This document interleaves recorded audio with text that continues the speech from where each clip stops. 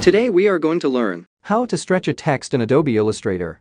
Let's get started. Preview. To stretch a text, create a new common artboard in Adobe Illustrator. Then press Shift plus F7 to open a line tab. After that, select the rectangle tool from the toolbar and create a new rectangle with width and height 1366 and 768 pixels. After that, go to Align tab and align it to center. Then go to Fill and change its color code to E74D4F. Then press Enter key. Change its stroke to none. Then press Ctrl plus 2 to lock the selection.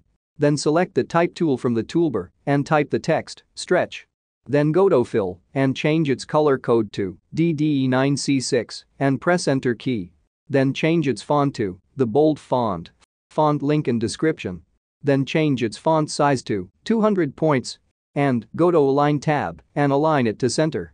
After that, go to Object menu, click Expand and click OK. Then select the Direct Selection tool from the toolbar and select the bottom of the letters which you need to stretch. Then click it and drag it down. Do the same for the required letters.